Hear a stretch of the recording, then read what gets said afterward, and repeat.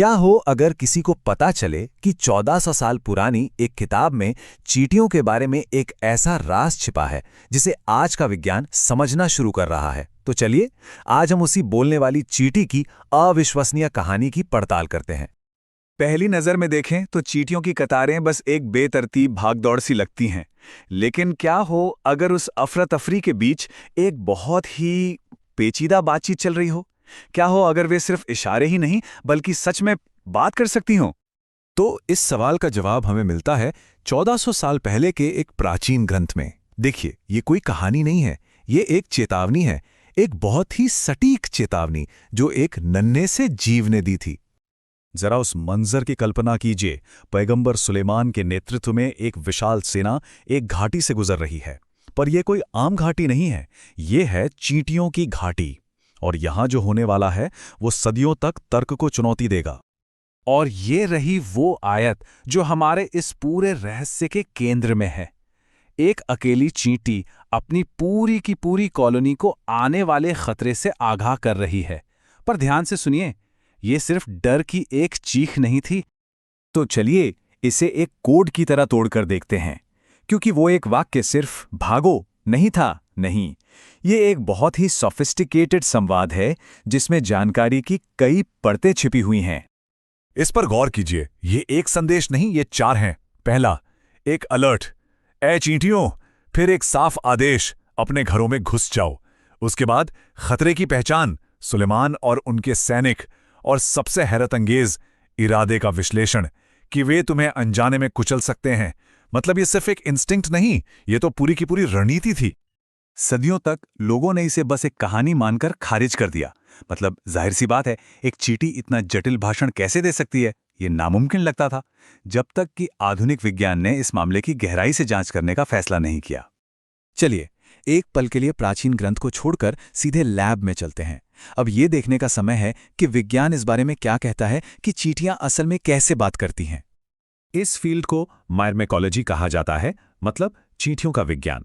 और मायरमेकोलॉजिस्ट्स ने जो खोजा है वो सच में हैरान कर देने वाला है। तो चींटियां बात कैसे करते हैं? विज्ञान ने पता लगाया है कि वो फेरोमोन नाम की एक अविश्वसनीय रूप से जटिल रासायनिक भाषा का इस्तेमाल करती हैं। इन्हें सिर्फ महक मत समझिए, ये तो जैसे केमिकल से बने शब्द हैं। और यहीं पर आकर सारी कड़ियां जुड़ जाती हैं। देखिए, आयत कहती है एक चींटी ने कहा, और विज्ञान इस बात की पुष्टि करता है कि प्रहरी चींटियां ही सबसे पहले खतरे की घंटी बजाती हैं। आयत कहती है अपने घरों में घुस जाओ, और विज्ञान ने अलार्म फेरोमोन की खोज की है जो ठीक यही प्रतिक्रिया पैदा करता है। सब एक साथ पीछे हट जाते हैं। ये समानता कमाल की है। ये कनेक्शन अपने आप में ही काफी प्रभावशाली है। लेकिन इस पूरी कहानी का सबसे चौंकाने वाला हिस्सा सिर्फ एक शब्द में छिपा है। एक ऐसा शब्द जिसे लगभग अविश्वसनीय सटीकता के साथ चुना गया था। वो शब्द है कुचलना। लेकिन अरबी भाषा का जो मूल शब्द है वो सिर्फ कुचलने का संकेत नहीं देता। उसका असली मतलब, वहीं पर यह रहस्य और भी गहरा हो जाता है। इस्तेमाल किया गया अरबी शब्द है यह तिमनन कुम। इसका मतलब सिर्फ दबाना या मसलना नहीं है। इसका एक खास मतलब है, किसी कठोर और भंगुर चीज को तोड़ना या चकनाचूर करना। जैसे कांच के टूटने की आवाज होती है, बिल्कुल वैसा ही। अब वापस विज्ञान की ओर आते हैं। चींटी का बाहरी कंकाल किस चीज से बना होता है? ये मुख्य रूप से काइटिन से बना होता है। और काइटिन क्या है? एक कठोर, भंगुर और कांच जैसा पदार्थ। अब आपको कनेक्शन दिख रहा है? देखिए, ये कनेक्शन कितना गहरा है। 1400 साल पहले एक ग्रंथ ने कुचलने जैसा कोई आम शब्द इस्तेमाल नहीं किया। उसने एक ऐसा शब्द इस्तेमाल किया जिसका मतलब है कांच जैसी भंगुर वस्तु को चकनाचूर करना, जो कि चींटी के काइटिन से बने बाहरी कंकाल के साथ क्या होता है उसका एकदम सटीक वैज्ञानिक विवरण है।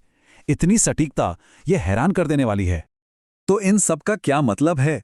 ये हमें प्राचीन ज्ञान और आधुनिक वैज्ञानिक खोज के एक आश्चर्यजनक चौराहे पर लाकर खड़ा कर देता है।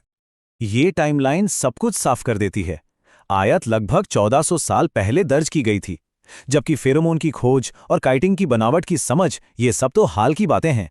हम 1000 साल से भी ज्यादा के ज्ञान के अंतर की बात कर रहे हैं। जरा सोचिए, 14 सदियों पुराना एक ग्रंथ चींटियों के संवाद, उनके सामाजिक ढांचे और यहां तक कि उनकी जैविक बनावट का ऐसी सटीकता से वर्णन करता है जिसकी पुष्टि आधुनिक विज्ञान ने हाल ही में की है। और ये हमें एक आखिरी और सोचने पर मजबूर कर देने वाले सवाल पर छोड़ जाता है। बिना माइक्रोस्कोप, बिना आधुनिक जीव विज्ञान के 1400 साल पहले ये जटिल जैविक विवरण आखिर कैसे जाना जा सकता था? ये एक ऐसा सवाल है जो इतिहास और विज्ञान के बिल्कुल बीच में खड़ा है और हमें सोचने पर मजबूर करता है।